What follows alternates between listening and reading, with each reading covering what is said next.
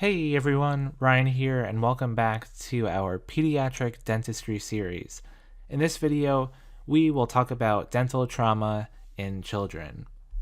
So first, let's go over a basic outline of traumatic dental injuries. We have our minor injuries, which include concussion, crasolines, enamel fractures, and enamel and dentin fractures. So these are our Ellis Class 1 and Class 2 fractures, and these minor injuries overall involve a low cost of treatment, minor interventions, have a good prognosis, and require just a short-term follow-up. Next, we have moderate injuries, which involve subluxations and enamel, dentin, and pulp fractures. So fractures that are more complicated and involve the nerve of the tooth. These are our Ellis Class 3 and Class 4 fractures. So moderate injuries, particularly this more complicated fracture, introduces a higher cost, more complex intervention. Typically endodontic treatment is involved, like a sphex a full pulpotomy, or even a pulpectomy. It has more of a guarded prognosis and requires a longer term follow-up.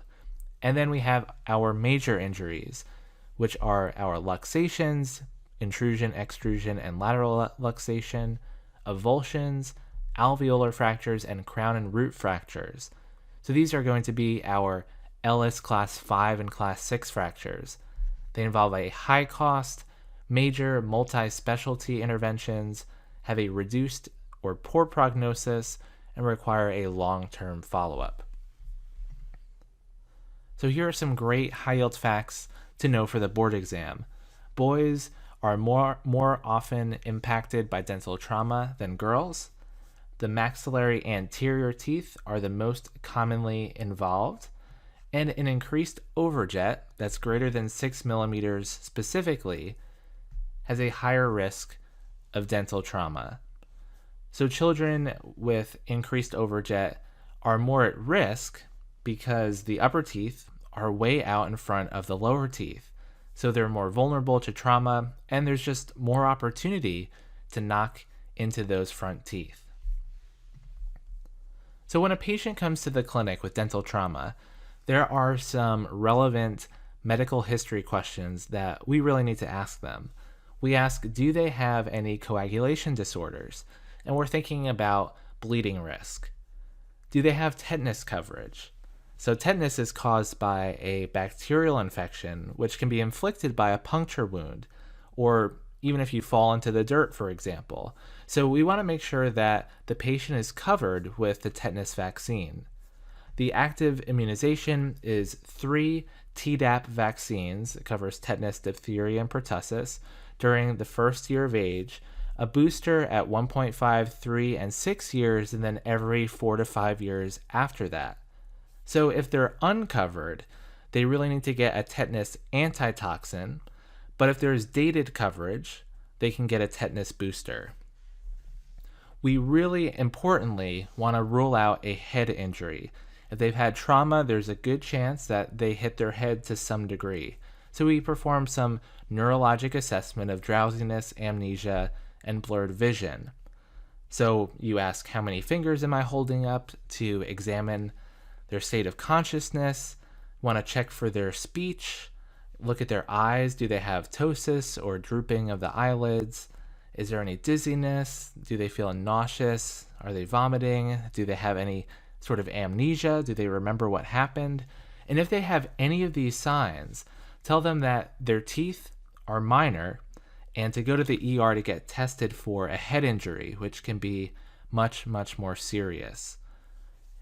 And regardless of the severity of the injury, we would like to see them for follow-ups, ideally 1, 2, and 6 months after the incident, to check in on the healing and how they're doing afterwards. All right, so let's go into a little bit more in depth on some of the specific injuries that we talked about before.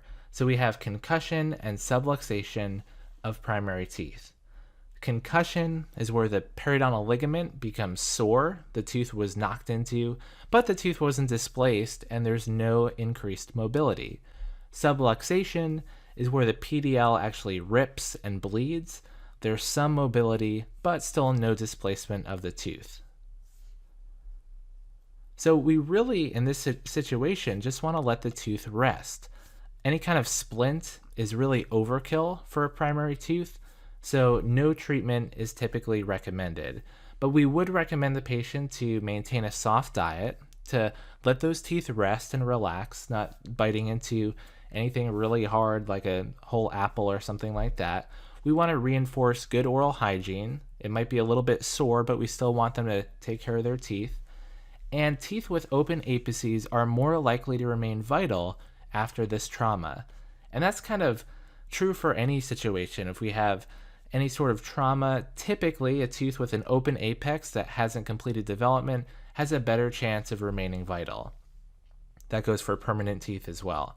And follow-ups, as we mentioned before, 1 to 6 months might be a little bit overkill for more of a minor injury like concussion, but if you're at subluxation level, it's probably a good idea to maintain that follow-up regimen. All right, so next we have intrusion of the primary teeth. This is apical displacement of the tooth into the socket. So primary anterior teeth are typically positioned labial to their permanent successors. We can see that in this image here. So if they do get knocked into and intruded, they tend to get displaced in this manner and kind of slide against the labial surface of that tooth when they get banged into. So for intrusion of a primary tooth, there's actually no treatment recommended, and we hope that they would spontaneously re-erupt into a more functional position. This is also true for permanent teeth that have open apices. No treatment, and we hope that they spontaneously re-erupt. We talked about that in our endodontics series, I think quite a while ago. Now, this is why we talked about tooth development in our very first video in the series, because those fundamental concepts come up again and again in pediatric dentistry when studying for the boards. And here they are again. When we have intrusion of the primary tooth, it can affect and damage the developing permanent teeth that are underlying it. So we can get hypoplasia if this happens during apposition. We can get hypocalcification if it occurs during calcification. And if it happens even later during development, we can get dilaceration, which is bending of that root, if the permanent tooth was at that time undergoing root formation. So that's pretty neat. We can imagine that if you bang into the permanent tooth in this way, that permanent tooth developing bud with the developing root gets bent as it gets knocked into, and then the root just kind of is permanently bent in that direction. So it kind of makes sense, depending on where you're at in the tooth development cycle, what will happen as a result of the trauma. So follow-ups again are going to be recommended. Now what about the opposite? What if we have extrusion of the primary tooth? That means that the primary tooth has been partially extruded out from the socket, as we see here. So the greater the distance of luxation, the greater the chance of severing the apical vasculature and having, as a result, pulpal necrosis. If the tooth is extruded more than 3 millimeters, we actually recommend extracting and then maintaining space for that primary tooth. But if the patient is seen before formation of a periapical blood clot, we can reposition that tooth carefully, place a flexible splint for about 1 to 2 weeks, and then perform any endodontic treatment that might be necessary at that time. Then again, follow-ups would be recommended as well. Now, what if the tooth is avulsed? So that means the primary tooth has been completely separated from its alveolus, and it's now out of the mouth. So replantation of a permanent tooth is typically what you'd want to do if it has been not too long after the traumatic incident, but replantation of a primary tooth has a particularly poor prognosis. If it's been less than 30 minutes of what we call extra alveolar dry time. That's the amount of time a tooth has been outside of the mouth and not in some bathing solution like saline or milk, for example. So if it's less than 30 minutes that it's been dry out of the mouth and out of solution, we could attempt to replant it, place a flexible splint for 1 to 2 weeks, and then we would recommend the patient to maintain a soft diet, take a course of antibiotics, and undergo endodontic treatment once that tooth has been in position for a little while and seems to be regenerating the periodontium and everything like that just fine. It's most likely going to need some sort of endodontic treatment for sure. If it's been greater than 30 minutes outside of the mouth, though, we really have no other option, unfortunately, other than keep the tooth out of the mouth and then maintain that space as needed for the permanent tooth to come in. Of course, the good news here is that maybe the tooth was knocked out and that permanent tooth is just ready to come in already, in which case we really don't need to maintain space and that crown will take the space just fine. Okay, so let's take it up a notch. What if we have crown fracture of that primary tooth? So we can see that it could be a little bit more of a minor fracture just involving enamel or dentin. But again, remember, the enamel of the primary teeth is thinner and the pulp is relatively larger. So the chance that you're going to have a crown fracture that involves pulp is going to be greater in a primary tooth. If it's just enamel that's involved, we can smooth that out to the patient's comfort. Enamel and dentin, we can restore it to their aesthetic and cosmetic liking. If it's enamel, dentin, and pulp, though, we're going to need some sort of endodontic treatment if we want to maintain that primary tooth. Pulpotomy if it's vital, pulpectomy if it's non-vital, and extract if there's pathologic root resorption that we're noticing in the x-rays. So this is kind of harkening back to our primary tooth treatment video. We talked about that a series of things we need to consider and kind of directs us to these 3 options. So a little nice for a review there. And then we can have root fracture of that primary tooth. This is actually pretty rare due to the malleability of the bone in a young patient. So it's more likely that we're going to have some sort of crown fracture, something coronal happening than apical, which is good news. So typically if we do have a root fracture, if it's in the apical half, so if the fracture occurs in the apical half of the root, we would recommend no treatment and just let that root tip resorb physiologically as that permanent tooth comes in. But if the fracture's in the coronal half of the root, then we could consider some sort of rigid splint to hold that coronal portion of the tooth in place, or we would recommend extracting that tooth and again maintaining space depending on where that underlying permanent tooth is. All right, so what can we do to prevent this stuff from happening? Mouth guards are incredibly helpful in preventing the frequency and severity of dentoalveolar injuries, and it's really true. And there are a couple different options for getting mouth guards. I highly recommend them for kids who play contact sports specifically, and especially if they're unsupervised. The risk of having some sort of traumatic injury is pretty high. Again, especially if they're going to have that overjet of greater than 6 millimeters. So you can use a stock mouth guard that's available at sporting goods stores, on Amazon, and they're relatively inexpensive. That's just kind of something that it's made to one size and hopefully it fits. Not really the best option, so one step up from that would be the mouth-formed mouth guards. These are also available at sporting goods stores, and you could probably find them on online retailers as well. They have the boil and bite versions. That's where they're softened in hot water. You kind of boil this water, you throw it in, it gets soft, and then you try it in your mouth and mold it to your teeth. One really important thing to note with these boil and bite ones is never use them when you have braces on, because if you bite into them while they're boiling, while the plastic is really hot, you're gonna melt the rubber ligatures around the brackets to the mouth guard, and it's gonna be a big mess. So definitely that's one thing you don't want to use if you have braces on. You can also get a shell mouth guard, so that's where you have a firm outer shell and then an inner liner that's softer of ethyl methacrylate. And lastly, of course, the best thing would be something that's custom fit to your child's mouth.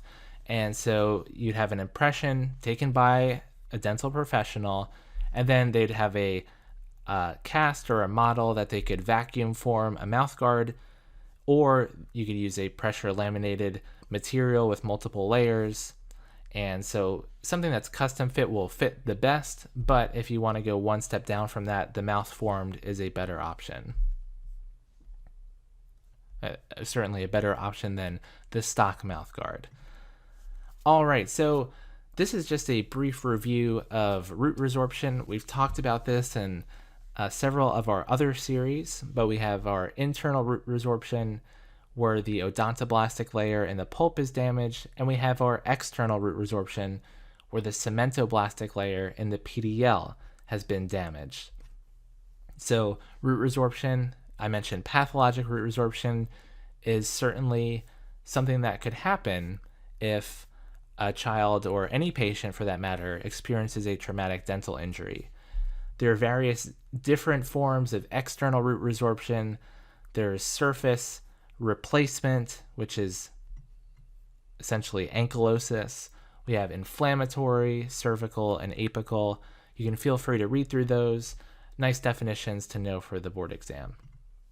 And lastly, we have child abuse and neglect. And unfortunately, this is something that happens and can be a cause of traumatic dental injuries. Child abuse occurs in all socioeconomic levels, and about 30% of abused and neglected children will later abuse their own children. So it's a really unfortunate cycle, and ages 0 to 3 are most commonly abused or neglected. And the types of abuse to know for the board exam are physical, which involve intentional injuries, emotional, which involves denial of affection or isolation, so that's also a form of abuse, and neglect, which is willful negligence to provide basic needs of a child. So for example, if parents or caregivers aren't or are refusing to bring their patients, their children in for dental exams when they know that they need to have regular dental checkups. Dentists are required by law, this is really important to know for the board exam, to report suspected child abuse and neglect, even if there's no hard proof. So dentists are required by law to report if they suspect, if they notice some odd bruising patterns or some dental trauma, like we talked about, some intrusion, extrusion, root fracture, crown fracture, they're not playing any sports, they didn't get in a fight at school, something's not really quite adding up, but you don't have cold hard proof, it's still required by law to report suspected abuse. All right, everyone, so that's it for this video. Thank you so much for watching. I hope you learned something new and it helped you study for the board exam. Please like this video if you enjoyed it, and subscribe to this channel for much more on dentistry. If you're interested in supporting this channel and donating to the cause, please check out my Patreon page. Thank you to Michael Raja, Reb Boyd, Leonilla Bunger, Zahir Anani, Riha Wadwa, David Jaden, Isabella Caldis, Ali Benjir, Badir Hefnawi, and all of my patrons for their support. You can unlock extras like access to these video slides if you want to take notes on them, and practice questions for the board exams with answers that I explain. So go check that out if it interests you. The link is in the description below. Thanks again for watching, everyone, and I'll see you in the next video.